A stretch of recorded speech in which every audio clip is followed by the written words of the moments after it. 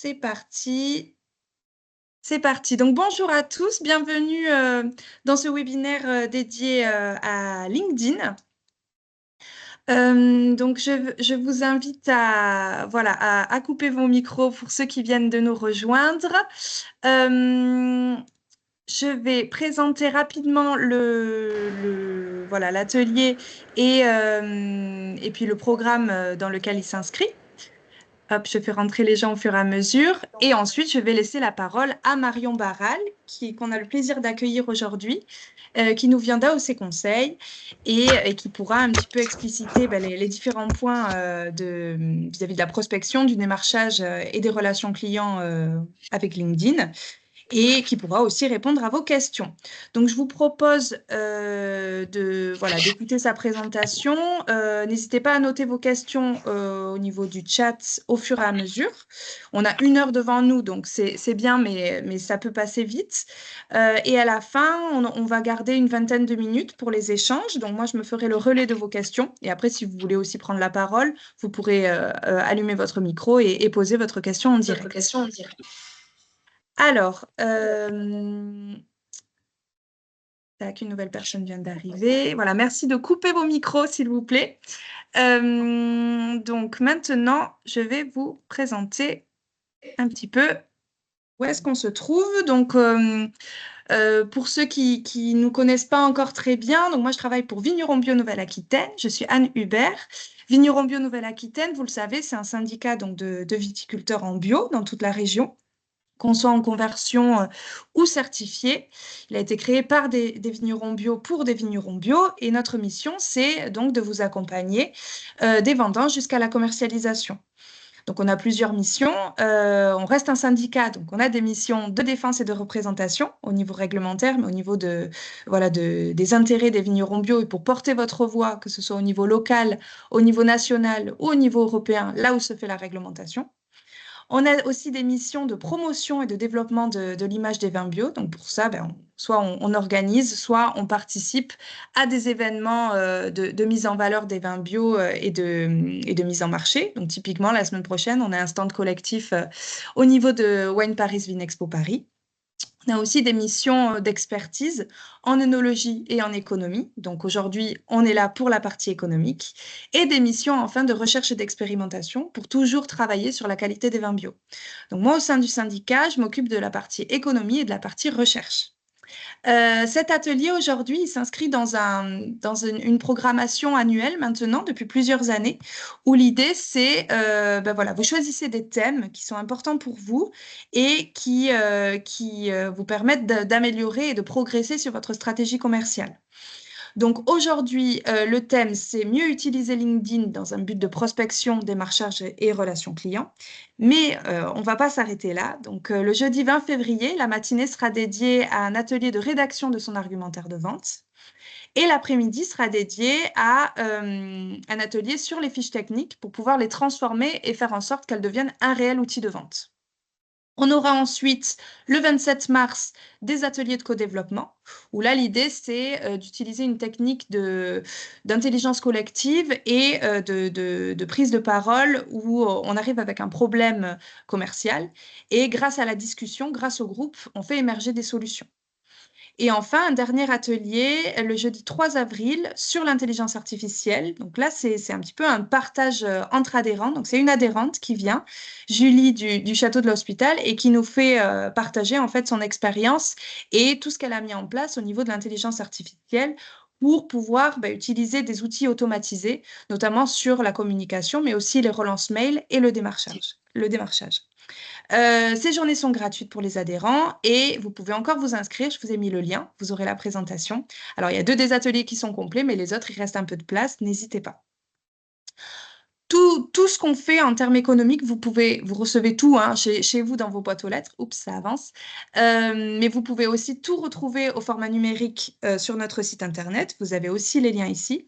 Donc, on travaille beaucoup sur tout ce qui a trait à l'expertise des vins bio, donc les argumentaires de vente, bien vendre ses vins bio, l'export, l'organisation du marché, comment évolue la consommation, comment évolue la production, les aides, enfin voilà, beaucoup, beaucoup de choses. Et là, en décembre dernier, on a sorti la Fabrique des solutions, qui fait un point sur le contexte économique et qui aussi propose des astuces et aussi des leviers vis-à-vis du contexte actuel et comment essayer d'avancer en restant positif et efficace.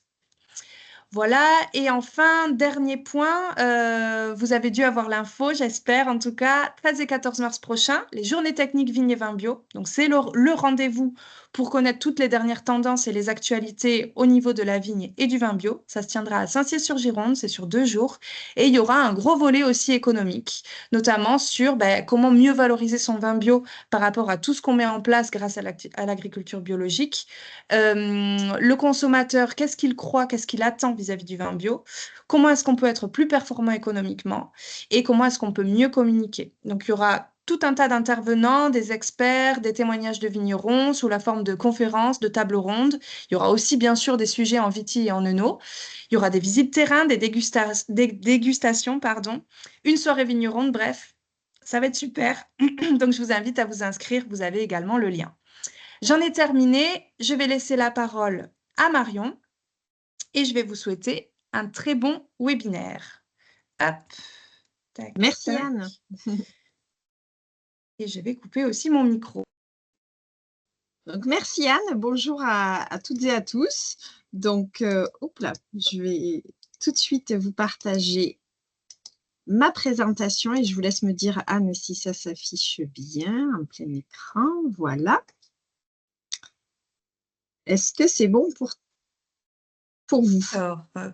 Alors, moi, pas encore, mais ça ne saurait tarder. Attendez.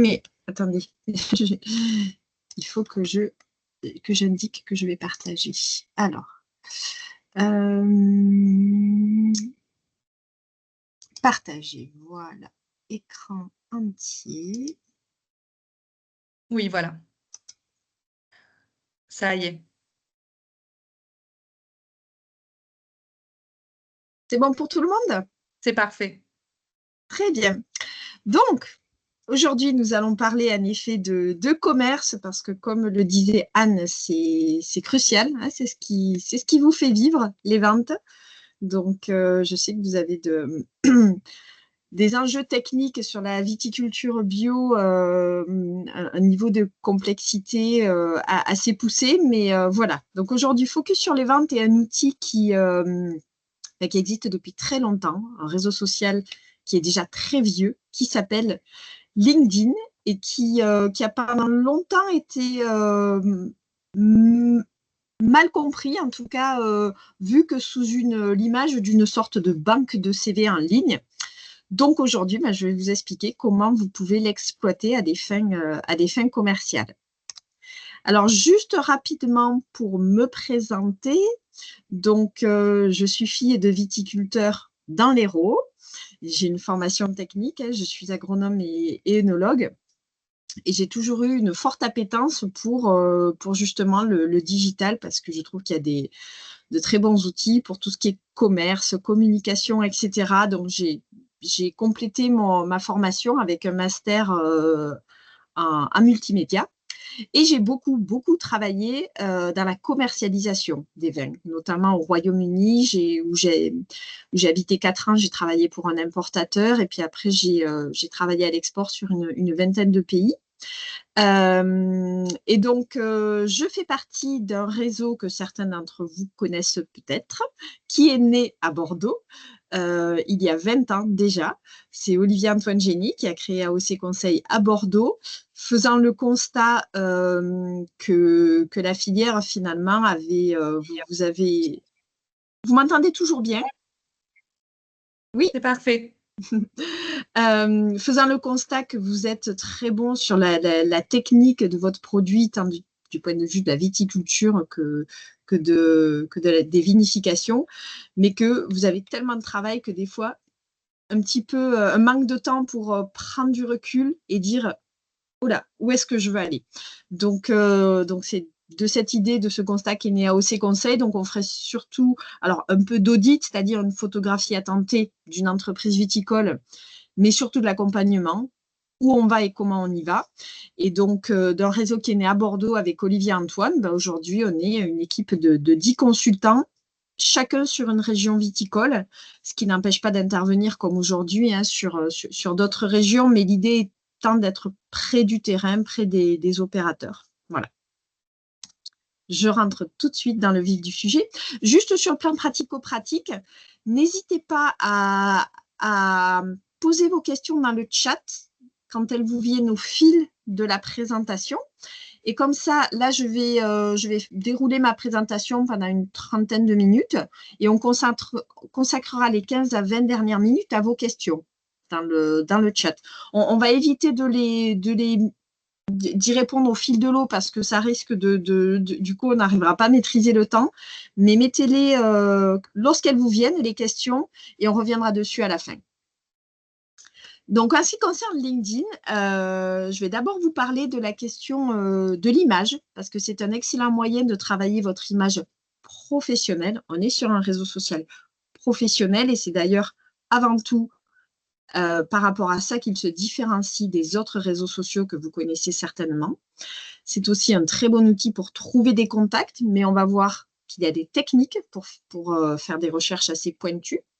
Et enfin, c'est aussi un excellent réseau social pour travailler votre visibilité, c'est-à-dire sans même qu'on vous cherche, qu'on arrive à vous voir. Voilà. Et je vais vous expliquer comment.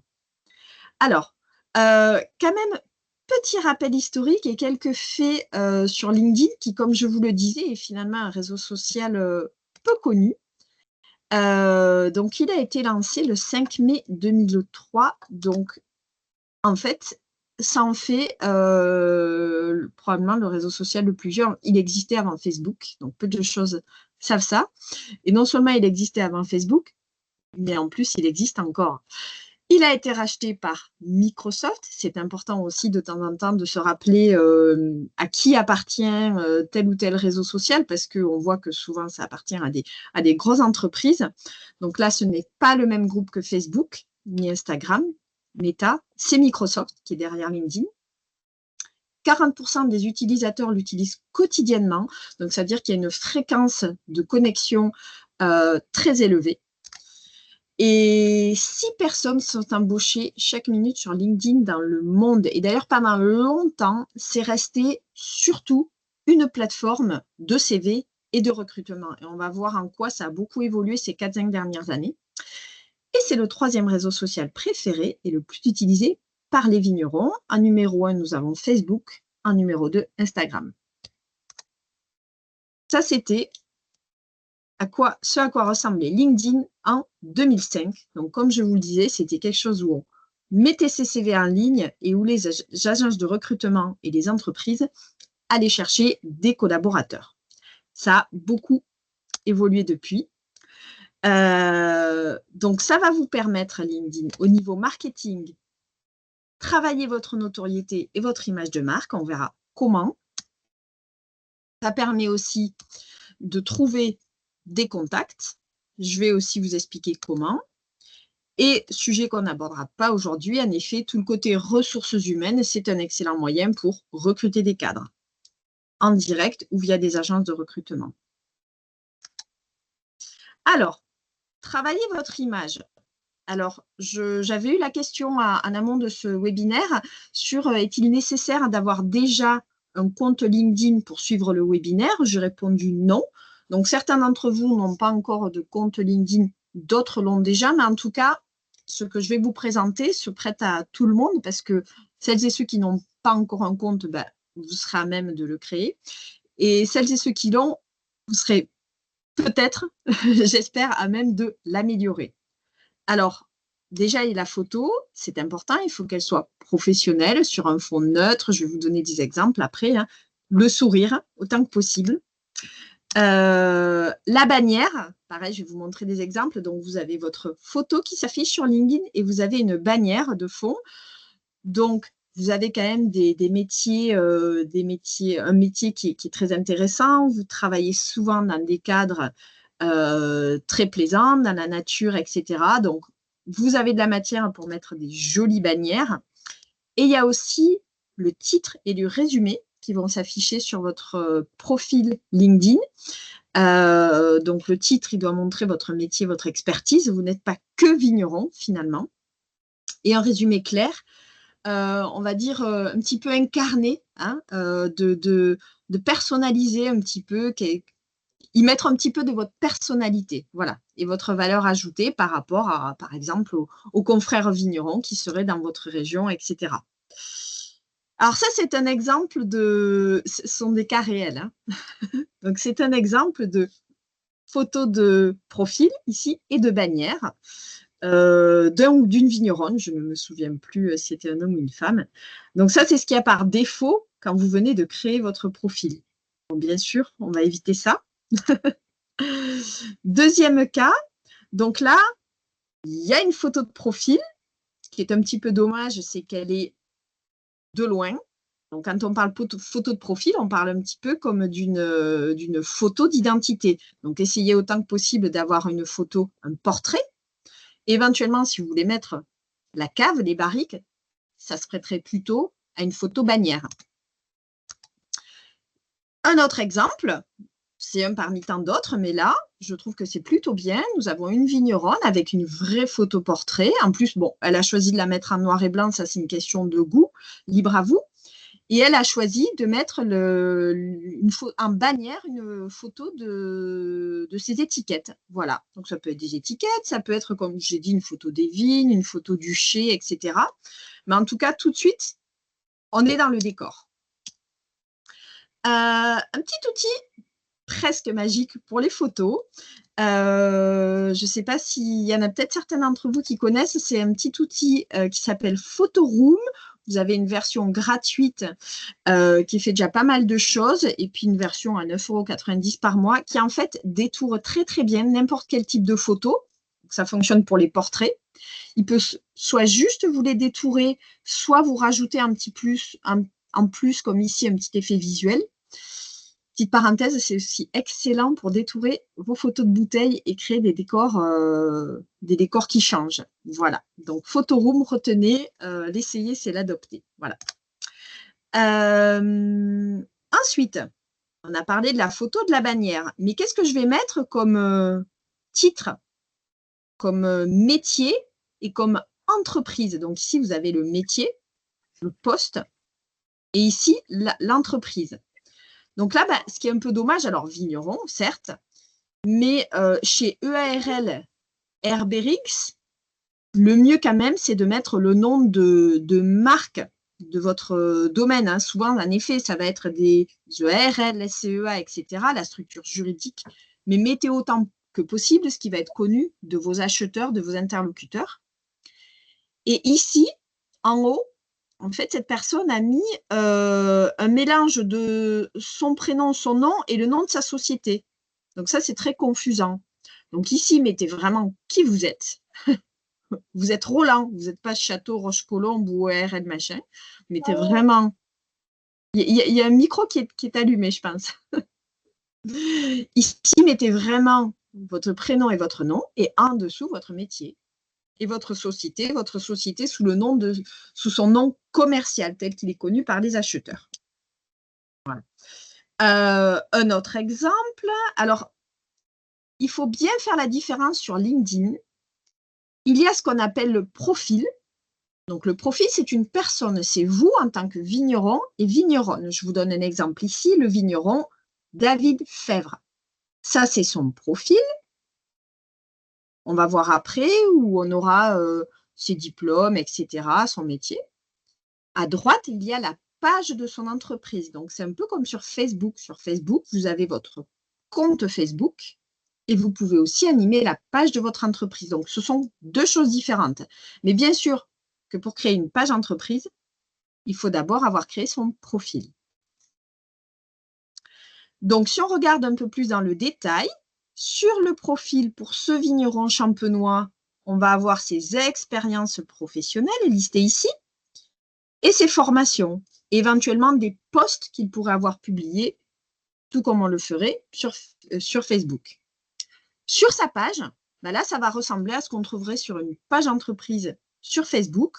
On va avoir différents posts qui ont été faits sur la page de l'entreprise, en l'occurrence le Champagne Fèvre. Donc, les principales différences entre le profil LinkedIn et la page. Donc, le profil, il doit être rattaché à votre page entreprise. Ça, c'est important. Hein. Si vous créez la page de votre domaine, ce n'est pas une obligation, mais je vous le conseille. Il faut bien marquer que vous êtes vigneron de cette société-là. Idem pour vos collaborateurs. Hein. Par exemple, si vous avez un commercial au domaine Tartampion. Par contre, ce que vous allez le plus utiliser pour la recherche de contacts, ça va être votre profil. C'est à partir de votre profil que vous allez pouvoir prospecter et aller chercher des acheteurs. Je vais vous expliquer comment après. La page entreprise, elle va plus servir pour vous donner déjà une crédibilité. Hein, c'est un petit peu comme si vous n'aviez pas de site internet il y a 15 ans. Ben là, avoir une page entreprise sur LinkedIn, ça prouve qu'elle existe vraiment. Et en plus, si vous postez dessus, elle va vous permettre d'avoir un petit peu de visibilité sur LinkedIn. Un autre exemple, ici, voilà, vous avez quelqu'un qui a bien mis son prénom et son nom. C'est un petit peu dommage, il n'y a pas les majuscules. Voilà, soyez vigilants à tous ces points de vigilance, de détails, parce que là encore, on est sur un réseau social professionnel. Donc, ces points de détail, ils comptent, ils montrent votre professionnalisme. Dernier exemple, ici, vous avez un vigneron qui a bien mis son prénom, son nom. Vigneron, il a mentionné en plus qu'il était vigneron indépendant et il a rattaché son profil à son domaine, c'est le domaine du Petit Margot. C'est bien renseigné, c'est à Jonquière, en région PACA.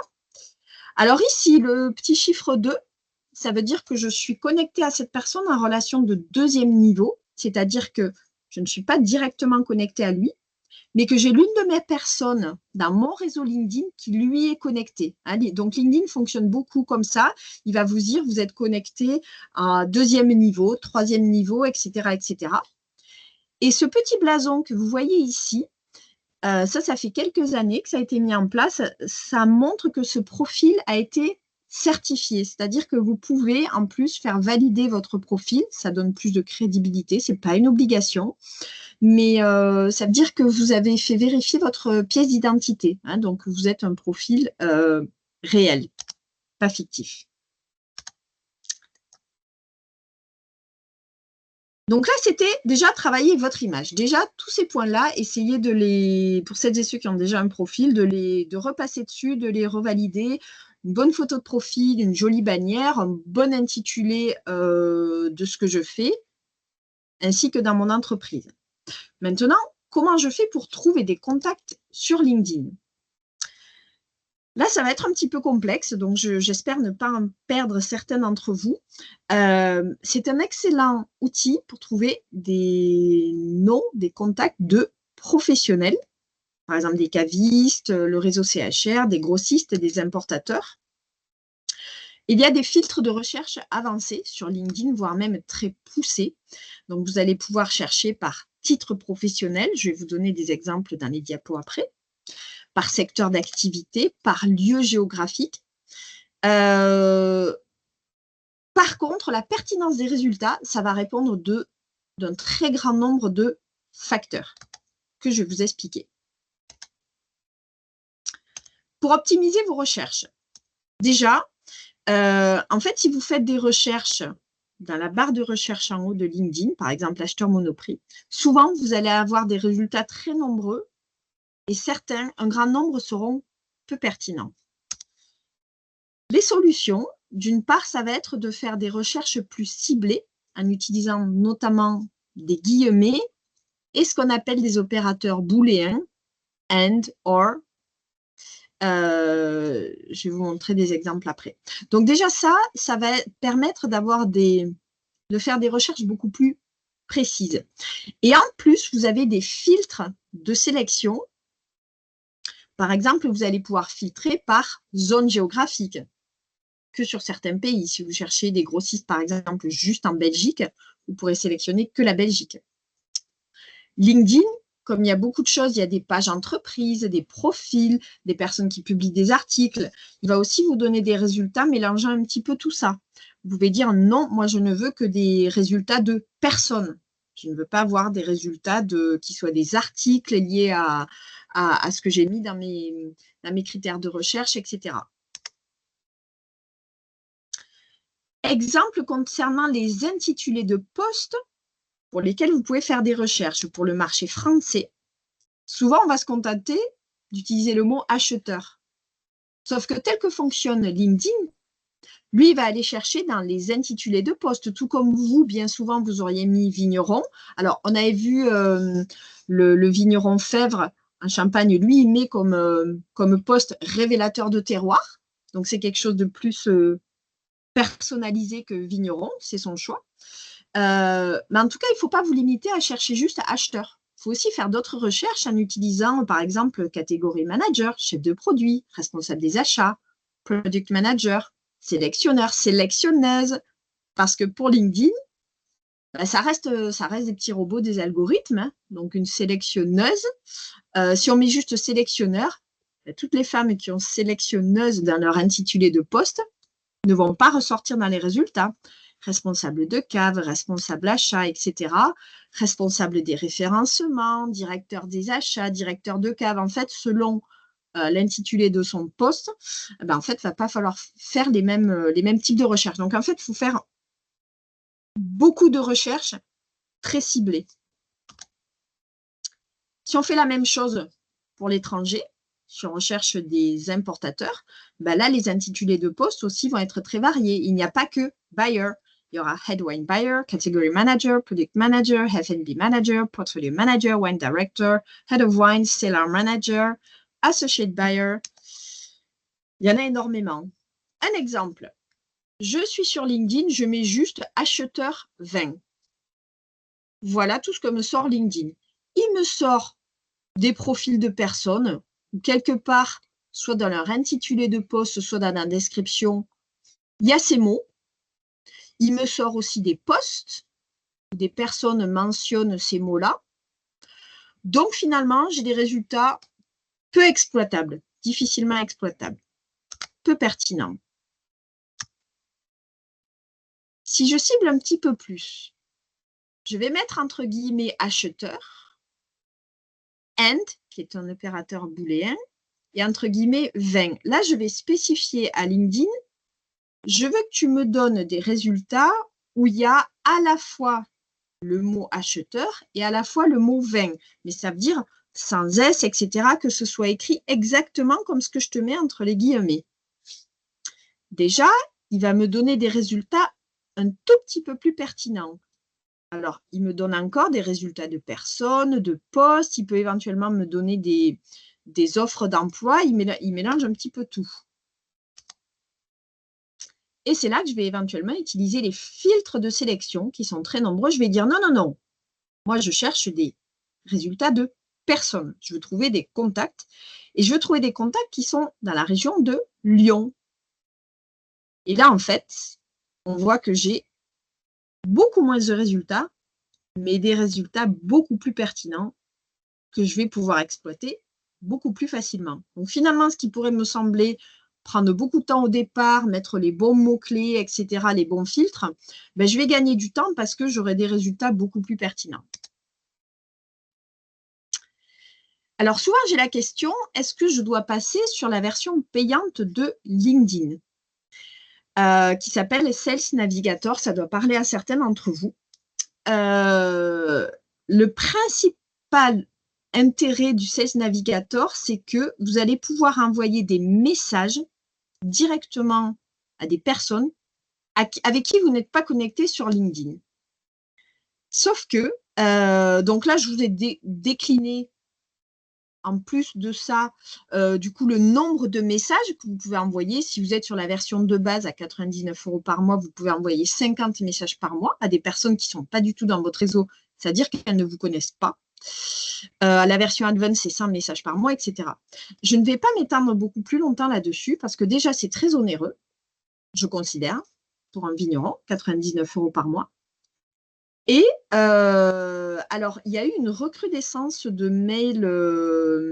En fait, ils ont fait beaucoup de développement commercial. Par exemple, moi, je reçois beaucoup depuis un an là, de messages LinkedIn de personnes que je ne connais pas. Clairement, ma perception est très mauvaise parce que je trouve que c'est très intrusif. Donc, clairement, moi, le LinkedIn Sales Navigator, je vous le déconseille parce que ce n'est pas comme ça qu'on fait de la prospection commerciale. Vous seriez une agence de recrutement, vous feriez du débauchage, vous iriez chercher des profils, etc. Je n'aurais pas la même réponse. Mais pour vous, vignerons qui cherchez des contacts de professionnels qui achètent du vin, avec qui il faut instaurer une relation de confiance, etc., je vous déconseille vivement le LinkedIn Sales Navigator qui va vous coûter cher et qui va vous permettre d'envoyer des messages à des gens qui ne vous connaissent pas et que vous allez complètement rebuter. Voilà.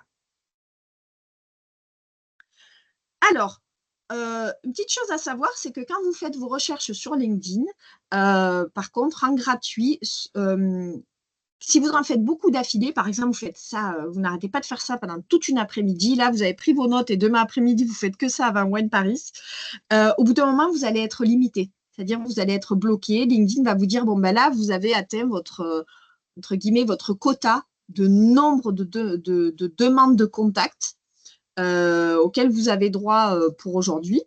Donc, soit vous dites, j'arrête, je reprendrai dans quelques jours. Il faut savoir aussi que les profils LinkedIn sont référencés sur Google. Donc, il y a une petite passerelle aussi, c'est que vous pouvez continuer de faire des… Alors, oui, vous allez être limité en nombre de personnes à qui vous pouvez vous connecter et aussi en nombre de résultats de recherche. Hein. Mais en fait, vous pouvez passer par Google. Donc là, je vous ai mis un petit code en fait que vous pourrez réutiliser. Ça veut juste dire à Google, tu vas me chercher des résultats de recherche, enfin, tu vas me faire des recherches dans LinkedIn avec des personnes dont dans l'intitulé et ou la description, il y a acheteur 20. Ça, c'est vraiment la solution de dernier recours, mais sachez que ça fonctionne. Voilà.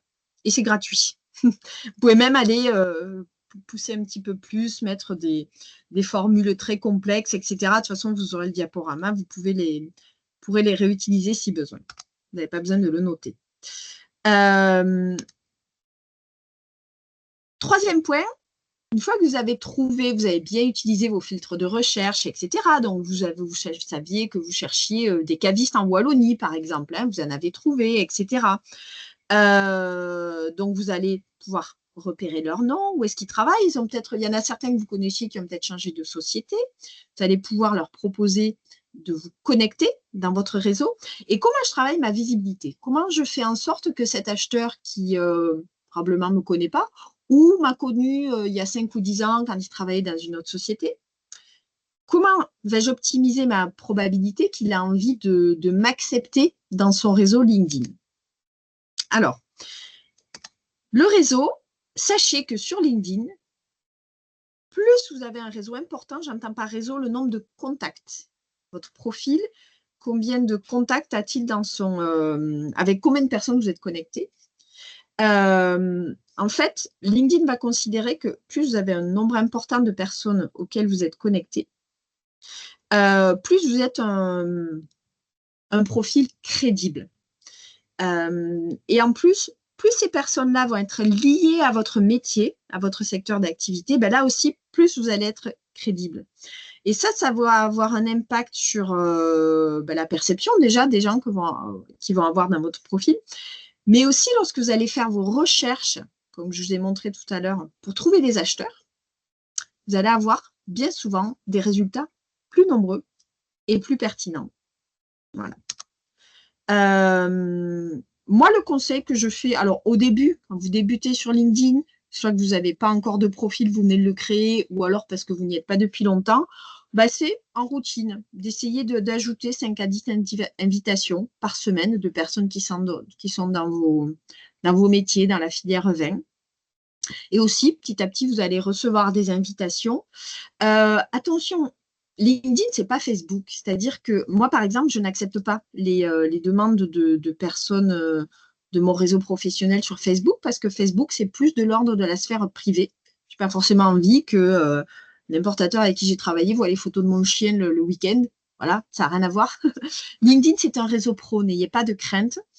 Normalement, c'est pas là-dessus. D'ailleurs, ce serait très mal perçu que vous mettriez les photos de votre chien à la plage. Donc, n'hésitez pas à être dans une posture assez ouverte parce que c'est plutôt un endroit où vous mettrez en avant votre côté professionnel. Donc, vous pouvez être assez large et même accepter dans votre réseau LinkedIn des personnes que vous ne connaissez pas dans la vraie vie, mais qui sont liées à votre secteur d'activité. Par contre, vous risquez de recevoir de temps en temps des choses où je ne vais pas trop d'où ça sort, des sophrologues en Inde, etc. Là, je vous conseille de les refuser. Alors, ça n'aura pas d'impact direct, mais c'est juste que ça peut, déjà, ça ne vous apporte rien et ça peut décrédibiliser un petit peu votre profil. Ce tableau compliqué, c'est juste quand je vous dis de travailler votre réseau pour avoir un nombre important de personnes auxquelles vous êtes connectés. On ne sait pas exactement la petite formule qu'il y a derrière l'algorithme LinkedIn, mais ce qu'on sait, c'est que plus vous avez un réseau important et pertinent lié à votre secteur d'expertise et d'activité, plus quand vous ferez des recherches, vous aurez un nombre de résultats importants et pertinents. Voilà. Donc là, je vous ai fait des estimations en fonction de la taille de votre réseau, le nombre de résultats que vous auriez potentiellement en faisant des recherches. Si vous risquez demain de faire une recherche et je me dirai, ah, mais j'ai pas eu exactement le nombre qu'elle me disait, mais c'est normal parce qu'il y a énormément d'autres critères qui entrent en compte et on ne connaît pas exactement les formules qu'il y a derrière les algorithmes, en plus, ils changent presque tous les jours. Donc, c'est une estimation, mais en gros, retenez qu'il faut travailler votre réseau, c'est important. Qui est invité dans mon réseau? Alors, il y a des personnes qui vont vous envoyer des invitations. Donc, comme je l'ai dit, soyez plutôt ouverts, sauf quelque chose de très biscornu qui viennent d'un pays que vous ne connaissez pas, etc. Plutôt refusez. Mais sinon, soyez de manière générale assez ouverts quand c'est dans le secteur du vin dans lequel vous travaillez. Vous, de votre côté, vous allez bien sûr rechercher et inviter des acheteurs, des prospects. On a vu comment essayer de les trouver. Ça peut être aussi les clients, les personnes avec qui vous travaillez déjà, parce qu'éventuellement, une commerciale qui travaillait chez tel grossiste, hop, un an après, elle peut avoir changé de poste, ça vous permet de savoir ce qu'elle devient. Peut-être, si elle travaille pour une nouvelle société, essayer de démarcher cette société. Les journalistes, qui en plus publient souvent, sont assez actifs, comme c'est un réseau professionnel où on a au niveau des posts et des articles, des contenus, de la matière assez intéressante. C'est une belle plateforme pour les journalistes, pour s'exprimer, pour rédiger. Donc, n'hésitez pas à inviter les journalistes que vous connaissez ou pas, d'ailleurs. Les syndicats sont assez présents. Donc là, ça va être sous la forme de leur page, mais vous pouvez aussi inviter les personnes des syndicats, donc les profils, ainsi que les confrères vignerons. Alors, quand vous allez inviter quelqu'un, vous allez avoir une petite fenêtre qui dit est-ce que vous voulez envoyer un message personnalisé? Alors, il y a des études qui ont été faites il y a quelques années qui montraient que quand on ne met rien, finalement, vous avez plus de chances, assez étonnamment, que les personnes acceptent votre invitation, tout simplement parce que ça fait moins commercial comme démarche. Donc, moi, je vous conseille, quand vous invitez quelqu'un, de ne pas mettre de message personnalisé. Comme ça, la personne recevra une notification standard. Un tel souhaite se connecter avec vous sur Facebook. Une fois que je suis connectée à quelqu'un, bon, c'est bien, je vais éventuellement voir si cette personne publie des posts. Par exemple, il y a le CEO du Petit Ballon qui publie beaucoup, il publie des choses intéressantes. Donc, ça va vous permettre de les voir. Elles vont ressortir dans votre flux, comme quand vous vous connectez sur Facebook. C'est un peu pareil, la page d'accueil de LinkedIn. Mais vous allez voir plus de choses que ça, en fait. Je vous donne un exemple. L'un des acheteurs du Petit Ballon, je suis connectée avec lui. En fait, il y a un petit bouton là qui s'appelle coordonnées. Et en fait, là, selon les paramètres que cette personne a mis dans son compte, je vais pouvoir voir ou pas son email. Et parfois, il y a le numéro de téléphone. Ça, ce sont les critères qu'on choisit d'afficher ou pas. Et donc, ça, mine de rien, en prospection commerciale, ça a beaucoup de valeur ajoutée. Alors, là, par contre, je ne vais pas l'exploiter. Pourquoi? Parce que souvent, vous allez avoir des mails personnels et pas les mails pro, parce que c'est le mail qu'on a utilisé quand on a créé son profil Facebook. Donc, pas forcément lorsqu'on était dans la société dans laquelle on travaille actuellement. Donc, si c'est un mail perso, surtout ne l'exploitez pas, parce que là, un acheteur, vous allez le braquer. Ça ne se fait pas d'envoyer un mail à un acheteur professionnel sur son mail perso. Des fois, vous avez le numéro de téléphone qui peut être une donnée. Alors là, vous ne saurez pas si c'est le numéro de téléphone privé ou pro. Mais en tout cas, si c'est le mail pro, ben, je vous conseille vivement de l'utiliser. Une autre possibilité pour les acheteurs qui ne feraient pas apparaître, qui choisiraient de masquer le téléphone et le mail aux personnes de leur réseau, ou parce que, comme là, c'est un mail perso, donc on ne va pas, par éthique, on ne va pas l'exploiter, on peut envoyer un message dans LinkedIn. Alors, la messagerie LinkedIn, elle est assez bien fichue. Hein, voilà, c'est comme une messagerie Facebook ou autre.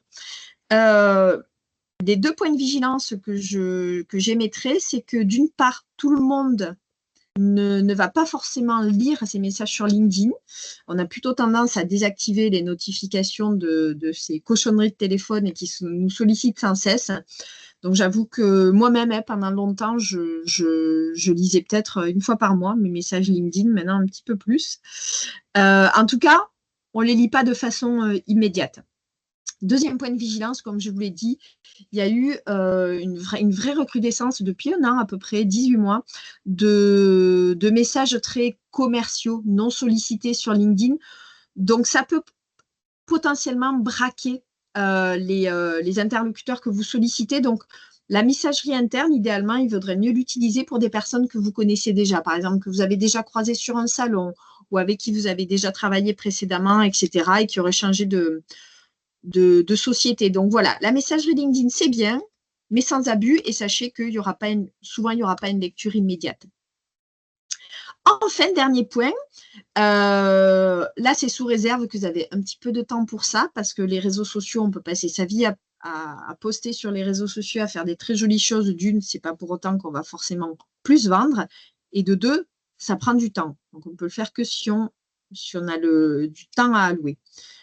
Sur les réseaux sociaux, moi, je vous conseille de privilégier 2 canaux.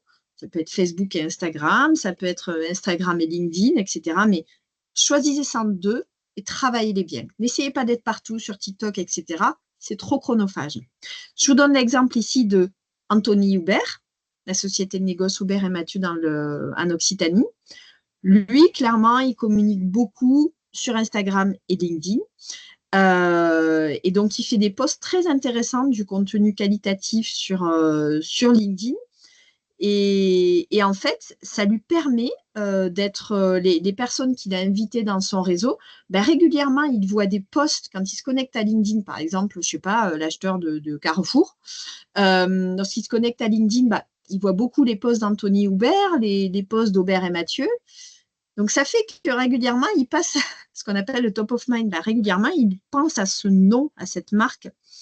Et en fait, Anthony Hubert, il explique que du coup, ça lui permet de recruter des clients. Hein, il reçoit des messages sur LinkedIn d'acheteurs qui veulent trouver leur vin. Voilà. Donc, ça, c'est vraiment le niveau plus, quand vous avez déjà un profil qui est cohérent, que vous avez créé une page, que vous maîtrisez comment trouver des contacts pertinents, etc. Ben, une fois que vous êtes prêt pour tout ça, sachez que maintenant, ça peut aussi être un excellent levier. Bon, il faut déjà avoir des choses à dire hein, sur un sujet assez pointu qui vous tient à cœur. 1 à 2 posts par semaine, c'est bien. Voilà, mais en tout cas, ça peut être un moyen très intéressant pour vous faire repérer par des acheteurs B2B très professionnels. C'est rarement sur LinkedIn que vous allez trouver, par exemple, des clients restaurateurs. Hein. Ça, c'est plus un travail de terrain. Parfois, les pages Facebook pour les toutes petites entreprises. Là, ça va plutôt être du B2B, des grossistes, des importateurs, etc. Dernière petite nuance avant de vous laisser du temps pour les questions. Anthony Aubert, par exemple, il fait deux choses. Il publie sur son propre profil, disons des messages alors qui sont liés à son secteur d'activité, à son métier, hein, qui est le créateur d'une marque de négoce en Languedoc, mais des choses avec un petit peu plus son expérience de vie, des petites anecdotes personnelles. Et il publie aussi, comme sur la diapo précédente, il publie sur la page des choses vraiment liées à l'entreprise et qu'en plus, il le repartage sur votre profil. Si ce n'est pas clair pour vous, n'hésitez pas à me poser des questions tout à l'heure. Voilà. Mais sachez que c'est bien de jouer la complémentarité des deux tableaux. Quand je publie sur ma page, je reste très corporate. Hein, c'est une news de mon entreprise. Lorsque je publie ou repartage via mon propre profil, c'est bien d'y mettre un petit côté personnel. C'est bien de travailler sa personnalité aussi sur LinkedIn. On est certes une personne dans son cadre pro, mais on aime bien aussi sentir les petites aspérités de votre personnalité, de votre singularité, etc. En tout cas, Anthony Aubert le fait plutôt bien, le CEO de Petit Ballon aussi, etc. Je vous ai mis ça, c'est juste LinkedIn, c'est un réseau pro, donc on va plutôt s'y connecter dans les heures pro, les jours de semaine, voilà. Hein, ce qui est une petite différence aussi certainement avec Facebook et Instagram que vous connaissez bien. Dernier point sur l'algorithme, lorsque vous les publiez, tous ces réseaux n'aiment pas trop quand on fait sortir les gens du réseau. Donc, c'est vrai que si vous mettez un lien externe, alors des fois, vous n'avez pas trop le choix, hein, si vous voulez repartager un article qui est passé sur vous dans la RDF, vous allez mettre le lien d'article, vous n'avez pas le choix. Mais sachez que les algorithmes mettront moins en avant votre post que s'il n'y a pas de lien externe. Voilà. Et après, comment ça se passe? En fait, quand vous avez publié un post, il y a des petits robots qui vont analyser un post avec tout un nombre de critères et ils vont le projeter auprès d'un tout petit nombre de vos abonnés. Et selon comment ces abonnés réagissent, s'ils voient que ça performe très très bien auprès de ce petit pool d'abonnés test, là, ils vont le montrer à beaucoup de monde. Si ça ne performe pas très bien, ils vont le montrer à moins de monde. Ça, ce sont vraiment les algorithmes internes. Sachez que la grosse différence entre LinkedIn et les autres réseaux sociaux, c'est qu'un post que vous mettez sur LinkedIn, il peut continuer de vivre pendant plusieurs semaines, pendant très longtemps. Insta, vous avez posté une photo ce matin. Demain, ça y est, elle est perdue au fond du flux. Il y a très peu de monde qui va la retrouver. LinkedIn, les posts de qualité vont remonter ils vont s'afficher sur les pages de personnes de votre réseau, même plusieurs semaines après. Donc, ce sont des contenus qui ont une durée de vie, entre guillemets, plus longue. J'espère que ce n'était pas trop… Super, merci. Il y avait beaucoup de choses. Il y avait beaucoup, beaucoup de choses. Donc, voilà, j'espère que vous êtes arrivés à me suivre à peu près. Ah, complètement, je pense que ça a bien répondu aux attentes. En tout cas, maintenant, c'est à vous de réagir. Merci beaucoup, Marion, pour tous ces détails. Moi, j'ai appris plein de choses, donc super. On a déjà des questions dans le chat, donc on va commencer par celle-là, si vous le voulez bien, et ensuite, n'hésitez pas à en poser d'autres. Donc déjà, on a une question d'Estelle. Doit-on préférer un compte en nom personnel ou au nom de l'entreprise? Bon, du coup, je pense que ça a été répondu. Voilà, au cas où pour clarifier, de Oui. toute façon, vous ne pourrez pas créer de page entreprise tant que vous n'avez pas de compte perso. C'est comme sur Facebook. Hein. Voilà. Tout à fait. OK. Voilà. Super. Et une autre question, lorsqu'on formule une recherche d'acheteurs étrangers, existe-t-il une traduction instantanée ou Pas à pas? ce stade. Ou bien devons-nous utiliser les titres traduits? Pardon, je n'avais pas tout lu. Pardon, du coup, j'ai mal compris la question. Oui. Pardon. Oui, pas de souci. Lorsqu'on formule une recherche d'acheteurs étrangers, existe-t-il une traduction instantanée ou bien devons-nous utiliser les titres traduits? Il faut traduire les titres. Il n'y a pas de… C'est pour ça que je vous ai décliné la diapo aussi. Si vous êtes dans une démarche de prospection à l'export, parce qu'il faut utiliser des intitulés de poste en anglais. Voilà. Le F&B manager, par exemple, c'est quelque chose de très fréquent à l'étranger. Voilà, si vous mettez acheteur boisson, LinkedIn, il n'est pas suffisamment intelligent pour vous le traduire automatiquement. La preuve, c'est qu'il ne traduira même pas acheteur et acheteuse. Pour lui, Déjà, voilà. oui. Ok. D'ailleurs, j'ai une question peut-être un peu connectée, mais si on s'adresse à des pays qui ne sont pas anglophones, je pense, je sais pas moi, l'Allemagne par exemple, alors ils parlent anglais bien sûr, mais bon, c'est pas la langue du pays. Est-ce il faut chercher en allemand ou ouais, vraiment. Weinkaufer. Ok, très Et bien. toutes les déclinaisons. Alors, initiez-vous pour celles qui n'ont pas encore essayé. Pour ça, bon, vous avez Google qui traduit pas trop mal, mais encore, enfin, maintenant, l'IA, ChatGPT, vous traduirez très bien hein, pour vous aider ces intitulés de poste. Oui, en plus, l'Allemagne est un très gros marché pour les vins, donc traduisez les intitulés de poste en allemand. Oui. Oui, d'accord. Et parce que, en fait, ça dépend de comment la personne s'est intitulée en propre. Donc, Exactement. il y a peut-être même des Allemands qui s'intitulent en anglais aussi. Donc, il faut un peu tout Oui, essayer, quoi. Ok, oui. très bien. Alors, on a d'autres questions qui se sont rajoutées. Comment fait-on pour repartager sur sa page perso? Sur son profil, j'imagine? Oui, tout à fait. Alors, ben, je vais vous montrer. C'est très rapide. En fait, vous allez aller sur le. Vous avez publié, par exemple, un post. Alors, attendez. Est-ce que j'ai partagé? Non, j'ai pas encore partagé là tout l'écran. Hop, voilà. N'hésitez pas à me dire. Hein. Clac. Oui, ça fonctionne. C'est bon? Oui. Alors, pardon, regardez pas, je faisais des courses sur le roi Merlin. LinkedIn, je vais vous donner l'exemple, la page AOC par Ouais. exemple. AOC Conseil. Sachez qu'une fois que vous avez créé une page, vous pouvez mettre plusieurs administrateurs de la page Ah oui, qui très pourront bien. rédiger du contenu, mettre une modération, etc. Donc là, ça, c'est bien une page, d'accord? Derrière, il y a une entreprise et non pas une personne. Et bien là, si je veux repartager, je ne l'ai fait pas plus tard qu'hier ou avant-hier. Voilà. Les posts. Hop, les posts récents. Post de la page. Voilà. Voilà. Hop. Ici, il y a un post. D'accord? D'AOC Conseil. Mhm. Republier.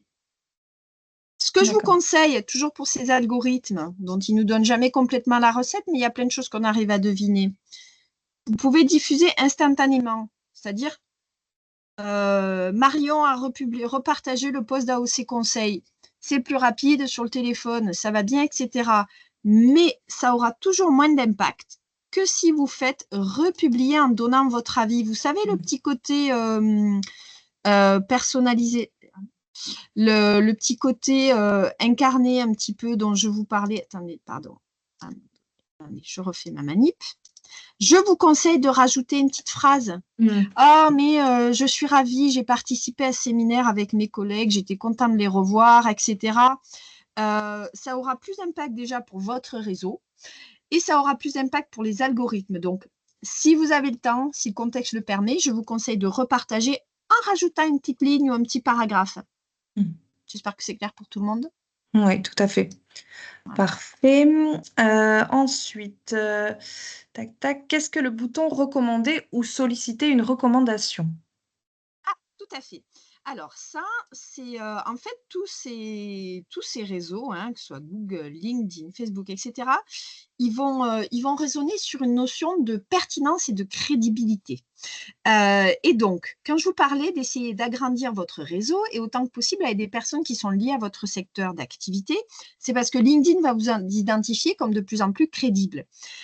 Et ça va être encore renforcé si vous demandez aux personnes qui vous connaissent de vous recommander sur certaines compétences. Donc là, ça fonctionne par compétences. Voilà, c'est là.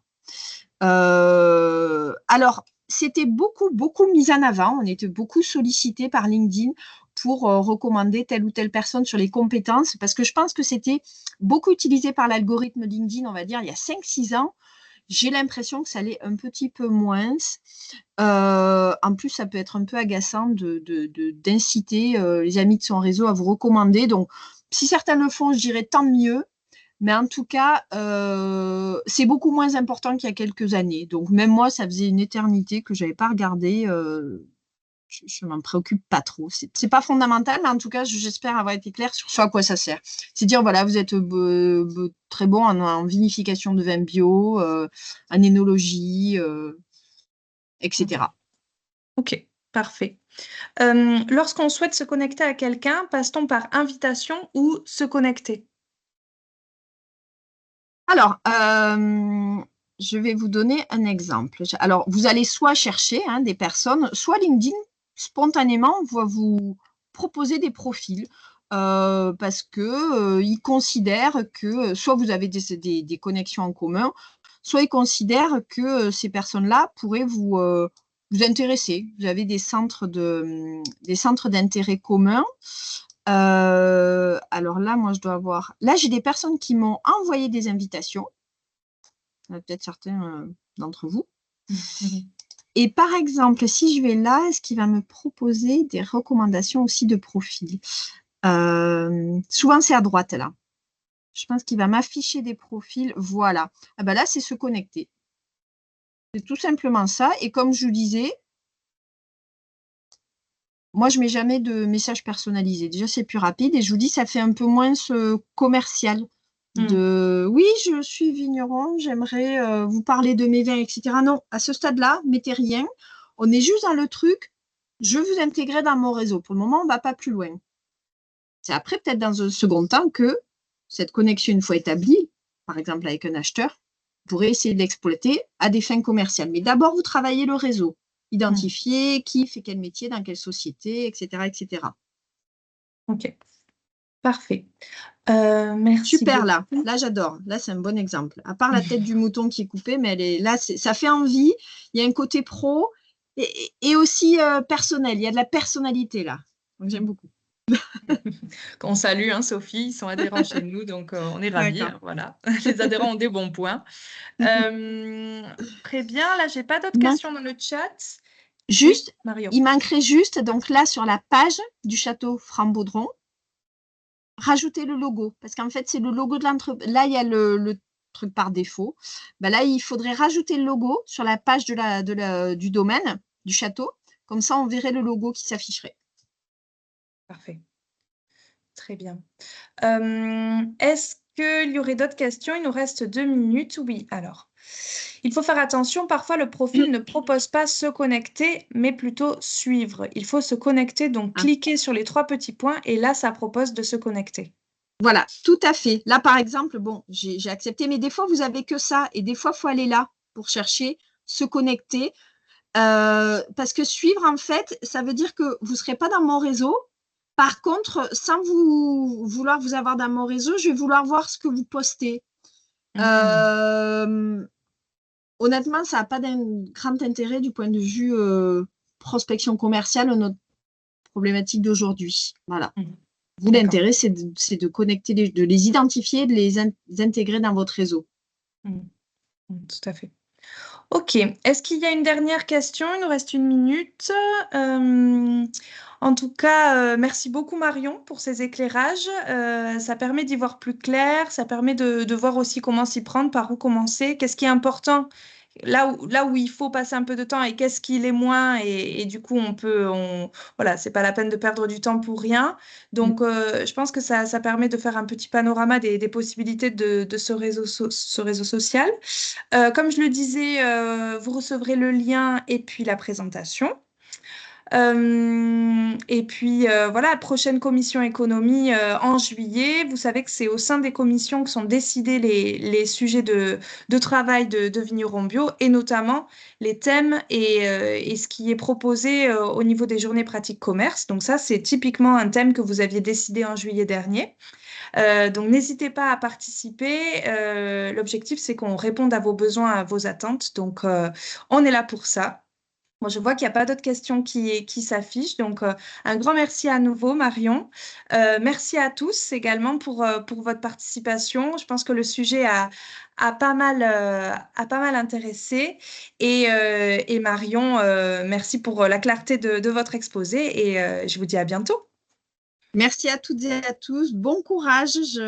Voilà, j'ai à la fois beaucoup de sympathie par mes origines et encore plus avec la conjoncture actuelle pour les vignerons et vigneronnes.